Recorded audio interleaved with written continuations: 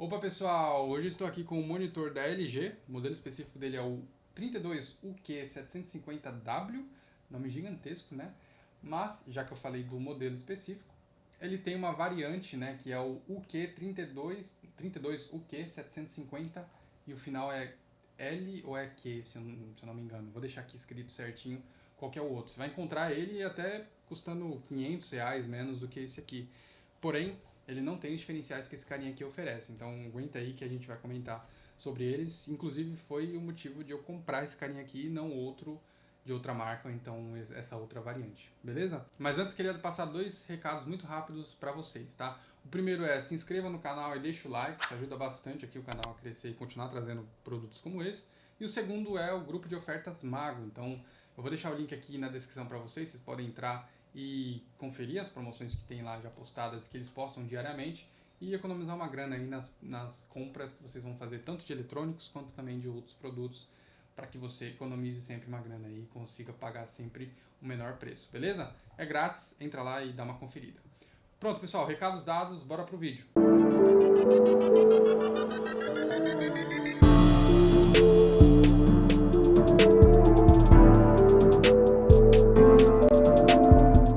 Então, pessoal, eu tinha dito para vocês que alguns diferenciais me fizeram comprar esse carinha aqui. Quais são eles? Primeiro, ele é um monitor que não é ultra-wide, então eu estava procurando um monitor assim no mercado. Eu cheguei a ter um ultra-wide, mas não me adaptei muito e sempre batia na barreira dos 2K, né? No mercado brasileiro a gente tem uma gama enorme de monitores 2K. E se você procura um monitor 4K é um pouco mais difícil de encontrar e, enfim, o preço é muito exorbitante. Então eu preferi um monitor flat mesmo, 16:9, como é esse carinha aqui, e que tivesse as características que eu estava buscando, 4K e acima de 120 Hz, e que tivesse também uma entrada USB-C. Beleza? Bom, falando da construção desse carinha aqui, ele é todo em plástico, tá? Então não espere ali uma construção extraordinária de metal ou algo do tipo, mas não faz feio, é uma construção muito boa. E monitorar aquilo, né, pessoal? Uma vez que vocês montaram, vocês não ficam muito tocando nele, né? Até porque não faz muito sentido, a não ser para fazer as configurações aqui na parte de baixo. Mas assim, a sua construção é muito bem feita e não faz feio não, tá? É muito bonito. E a traseira dele é branca, né? Então, se você tem um setup branco, pode combinar bastante aí com o seu setup. E se você tem um setup preto, assim como o meu, também não vai atrapalhar muito se você não tiver abertura atrás, né? Se ele for encostado numa parede. Se tiver abertura atrás, pode ser que te atrapalhe um pouco, né? Porque a traseira dele é branca, tá? Bom, falado da construção, gostaria de falar da conectividade, né, que esse carinha tem aqui, e tem alguns detalhes importantes sobre isso. Ele tem duas entradas HDMI, tá? Deixa eu pegar aqui certinho. Duas entradas HDMI 2.1, uma entrada DisplayPort 1.4, então tudo topado, tudo no máximo. Poderiam ser duas entradas DisplayPort, né? Porque a maioria dos seus concorrentes já tem duas entradas DisplayPort. Ficou faltando aqui, mas beleza, vida que segue. Duas entradas USB do tipo A, 3.0 já, então tem aquela largura de banda maior, energizada, né? E uma entrada USB-C de 65 watts. Isso aqui, e uma entrada P2 também para fone de ouvido. Essa entrada de 65 watts foi o que basicamente me fez comprar esse carinha aqui aliado dos outros diferenciais, né? Mas por que ela é tão importante, né? Porque você consegue em um único cabo plugar no seu hub do seu MacBook, por exemplo, então do seu notebook. O meu notebook que está ali atrás, ele tem um hub acoplado, né? E lá eu consigo colocar energia nele graças à entrada de 65 watts e distribuir para os outros periféricos. Então webcam, microfone, teclado e mouse, tudo isso eu coloco dentro do hub e ele fornece energia para tudo isso. Só fica e ainda carrega o notebook. Só fica ligado nesse último quesito, porque se o seu notebook quiser mais do que 65 watts, pode ser que você não consiga carregar e utilizar ao mesmo tempo, tá? Só fica de olho nisso, mas no meu aqui deu sem problemas nenhum. Eu tenho um Dell aqui conectado a ele e tranquilo, ele deu energia de sobra para carregar o Dell e também os outros periféricos. Bom, ainda falando de conectividade, ele vem dentro da caixa com um cabo HDMI 2.1, um cabo DisplayPort 1.4 e um cabo USB do tipo C nas duas pontas, tudo branco, tá? O que eu não curti muito porque meu setup é preto, mas vai agradar algumas pessoas e desagradar as outras, enfim, natural isso nessa escolha, mas saiba que é tudo branco. Bom, falado das conectividades e também da sua construção, quero bater um papinho sobre o seu som, tá? Que eu me surpreendi bastante, tá? Normalmente eu sempre me acostumei, infelizmente, com o padrão de monitores terem sons péssimos, né? Então eu tive um monitor da própria LG Ultrawide, o som era péssimo. Eu tive um monitor da Philips também de 75 Hz e o som era péssimo. Enfim, para mim era um padrão do mercado, todos os sons, né? Todo o áudio dos monitores serem ruins. Só que nesse carinha aqui me surpreendeu muito. Ele tem dois canais de 5 watts, totalizando 10 watts, né, que já é acima do mercado. E cara, pra mim, esse aqui deveria ser o ideal e o padrão de todos os monitores.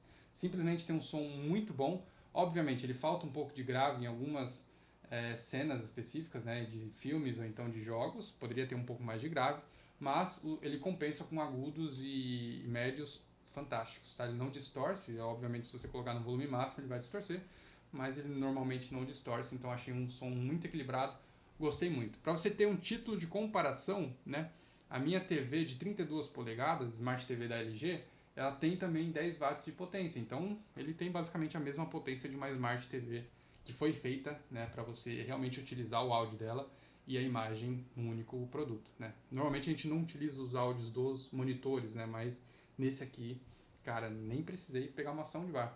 Eu tinha uma soundbar de 8 watts, para você ter uma ideia, e ele tem um som superior. Simplesmente é mais alto e mais encorpado do que a soundbar, tá? Menos em graves. Então, ponto positivo para a LG aqui, gostei muito do seu áudio. Parabéns para a LG.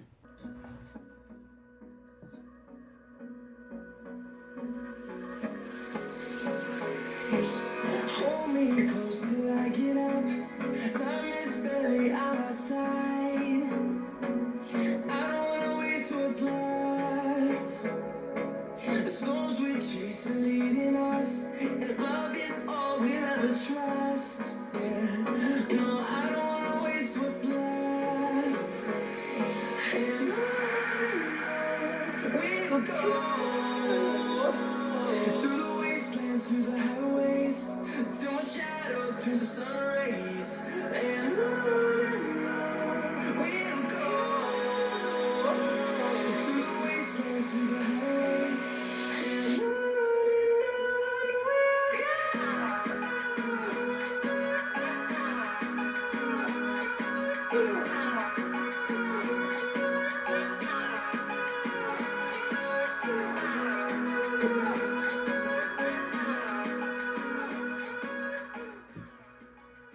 Bom, falado de tudo isso, vamos para o ponto alto desse vídeo, que é o seu painel, né? Ele tem um painel do tipo VA, com uma taxa de atualização de 144 Hz, um pico de brilho de 400 nits, guarde essa informação, tem HDR10 e tem um tempo de resposta de 4 milissegundos, mas para você utilizar esses 4 milissegundos você precisa ativar no menu e eu vou mostrar para vocês, tá? Bom, ele tem também uma escala DCI-P3 de 90%, então para quem está ligado nessa escala aí, nessa paleta de cores, né, DCI-P3, ele consegue atingir 90%, que é um número, uma marca bem positiva aí em frente aos seus concorrentes, tá? A gente tem concorrentes que atingem até 95%, como é o caso do Superframe, mas normalmente ali é nessa faixa e ele está acima da faixa normalmente encontrada nos outros monitores, beleza? Como eu disse para vocês, ele é um painel do tipo VA, né? E o que isso muda do tipo IPS? Normalmente os gamers procuram painéis do tipo IPS ao invés de VA, né? Então, pessoal, como eu disse para vocês, ele tem um painel do tipo VA, né? E para alguns gamers isso pode ser um pouco decepcionante, né? Tendo em vista que a maioria dos gamers preferem um tipo de painel IPS, porque consegue um tempo de resposta mais rápido e sem ter o famoso ghosting, né? E já adianto para vocês que esse carinha aqui tem, você vai conseguir enxergar Ghost em algumas aplicações específicas, tá? Porém, é bem minimizado aqui pela tecnologia da LG chamada Dynamic Action Sync, tá? Então ele consegue ali dar uma controlada nesse ghosting, né? Que é o efeito fantasma ali dentro da cena, onde você passa correndo e o seu rastro basicamente vem atrás, né?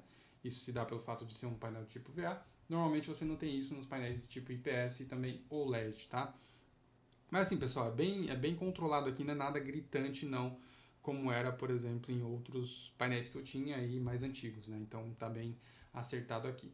E a principal diferença do painel do tipo VA e do tipo IPS é basicamente as cores também, né? E além desse efeito ghosting, as cores no painel do tipo VA normalmente elas são mais neutras, são mais sólidas, e no painel do tipo IPS elas são mais saturadas, um pouco mais vibrantes, né? Então depende do que você está buscando. Em contrapartida, né, no tipo VA ele tem normalmente um nível de preto melhor do que no tipo IPS, tá?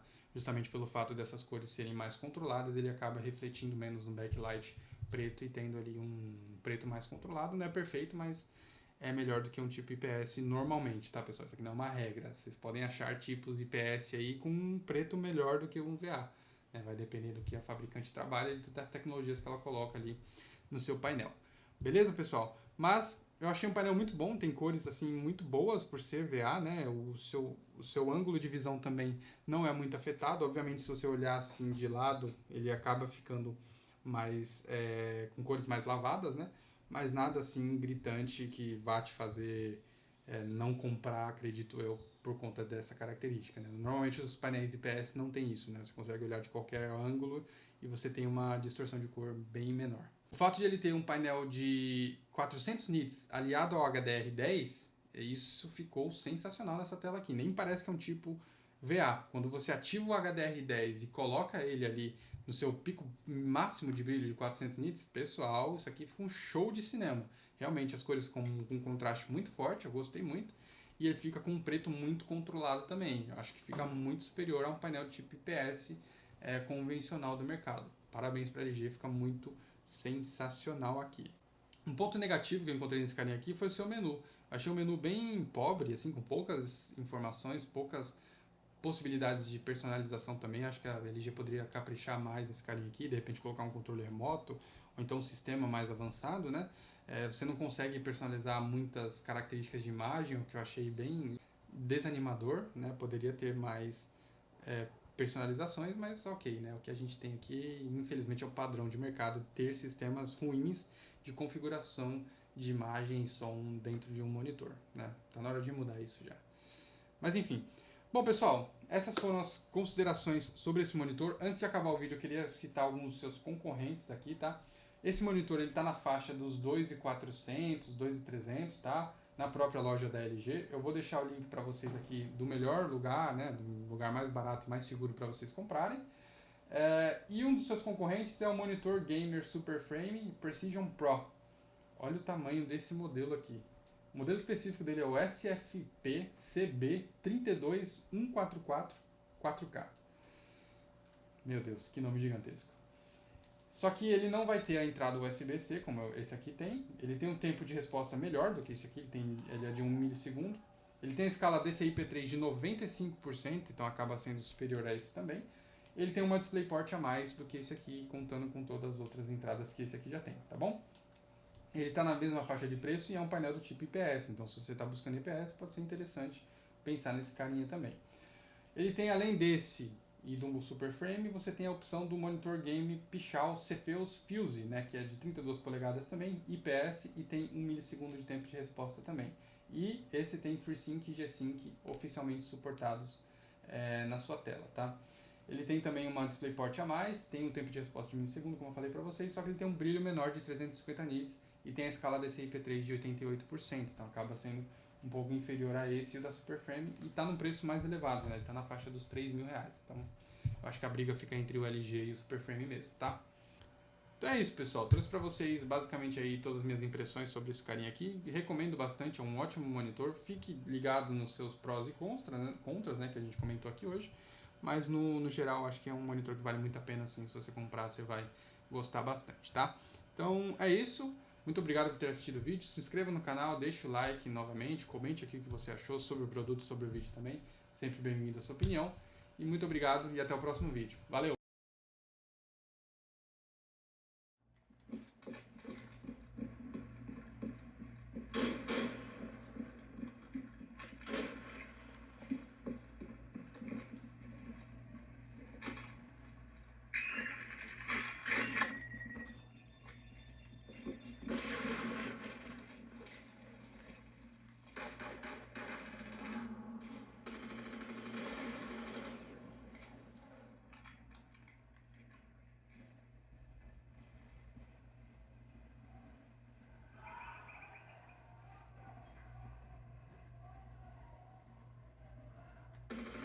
Deponta a munição!